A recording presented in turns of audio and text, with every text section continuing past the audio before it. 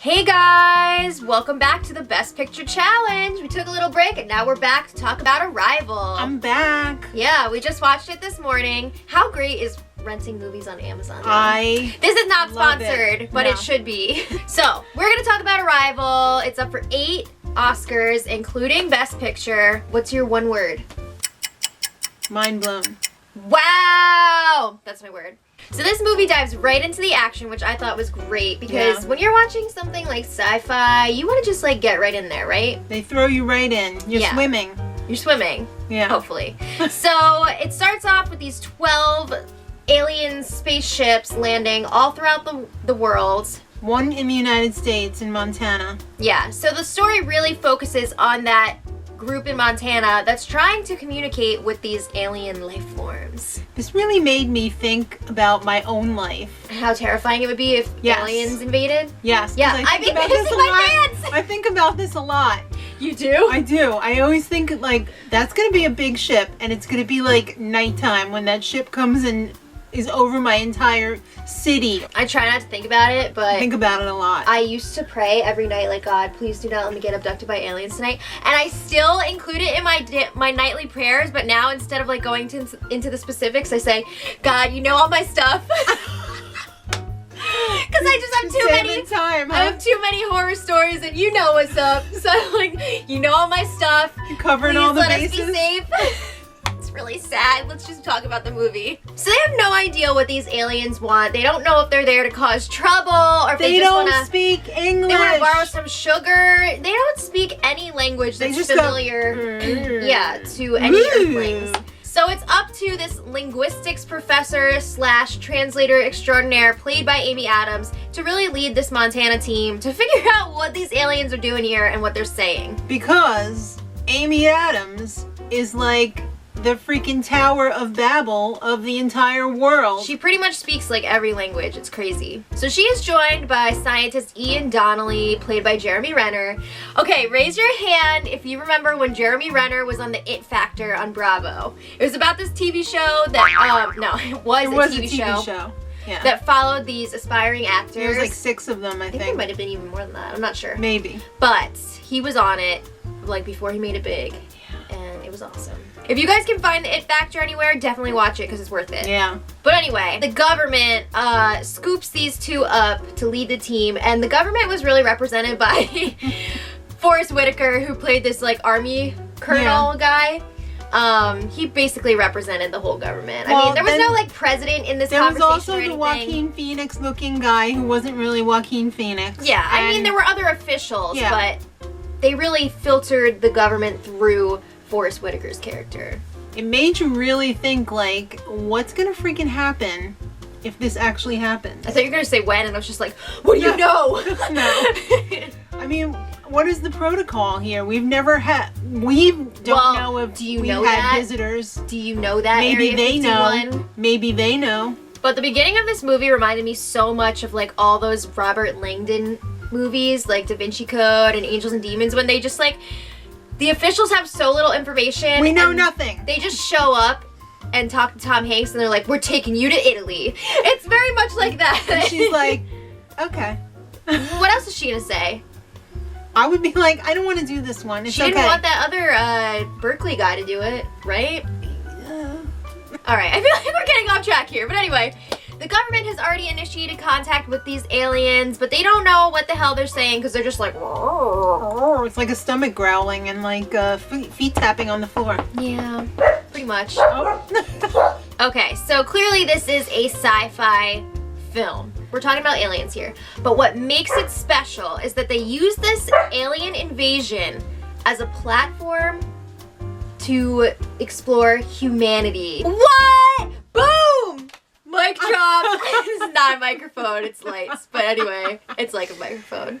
Yeah. But that's what I love about this so much, because it's not just sci-fi for sci-fi. It's like sci-fi to look at humans. And make you think. And learn more about humans. And make you think.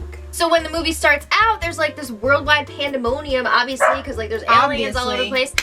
But the story and the focus really shifts to Louise's personal life and her struggles, and you're just like, oh my god. So we were just talking about how the arrival of these aliens really reflects back on humanity. So first of all, I feel like we're at a book club right now. Yeah, I know, We have right? the reading discussion questions in the back of the book. So question number 1, how do we as humans react? How should we react when we come across something that we don't understand? You know, do we follow that impulse, like that fight or flight, and fight and attack it? Well, some people would. Or Or- some countries would. Or- I mean, we're dealing with multiple countries here. Or do we sit back, you know, put in the time and the effort and try to communicate and figure out like what's really going on here? Well, that would probably be the smart thing to do.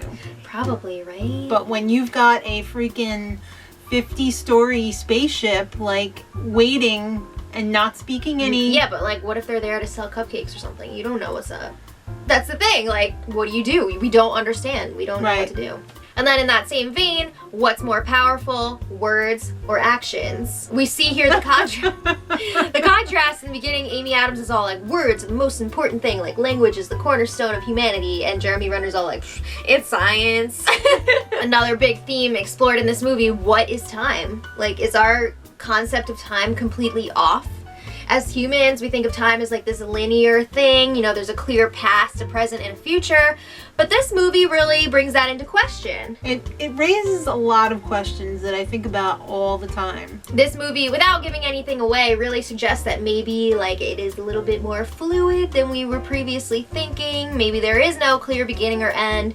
Who knows? So this exploration of time is really reflected too in the structure of the film itself. I loved the way the film jumped around. Yeah, we got a lot of flashbacks, or what? Or flash forwards, like who knows? You don't know until it all plays out. It's not always clear where exactly you are in the movie. You may think you know where you are, but then, Do you? boom!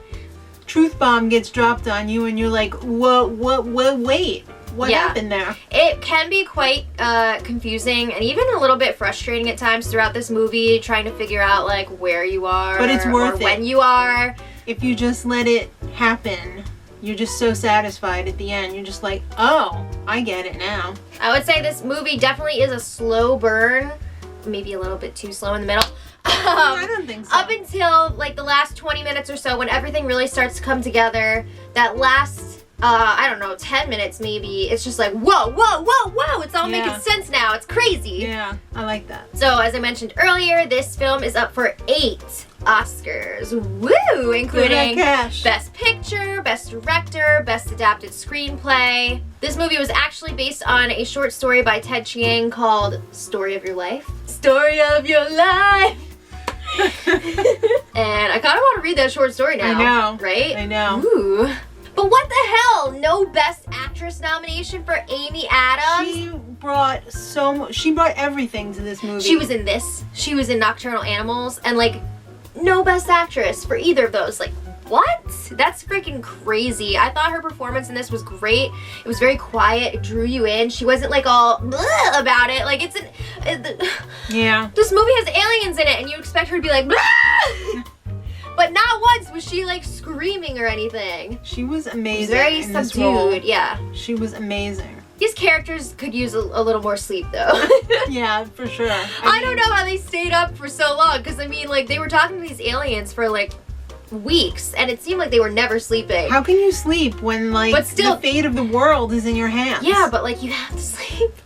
But you wouldn't even see it on their faces. You would expect them to have like really, really dark circles. I mean, I have that, and I sleep like 8 hours a night, but You got something else going on, honey. I guess so. But overall, we would definitely recommend this movie. Very deserving of the Best Picture nomination. 4 thumbs up. This is a movie. Way up. Yeah, don't go into this movie if you're like super tired and you don't feel like thinking, because it is a movie that You makes you really- think. you have to You gotta think. pay attention. Yeah. Which I love. I love that too. It's kind of a mystery, sci-fi-ish. But also really human. Very. Very human. Very. So if you guys have seen the movie, let us know your thoughts. Did you love it? It was a real gut punch at the beginning of the movie. They threw you right into it with some heavy duty Yeah. stuff, and it just made you want to find out why. Why'd they do this to us? Why? Hey guys, why'd you do this? Yeah, so let us know what you guys thought in the comments, and we got 2 movies left to go. Hopefully we can finish the challenge before Oscar night. We'll see. So until next time, much love.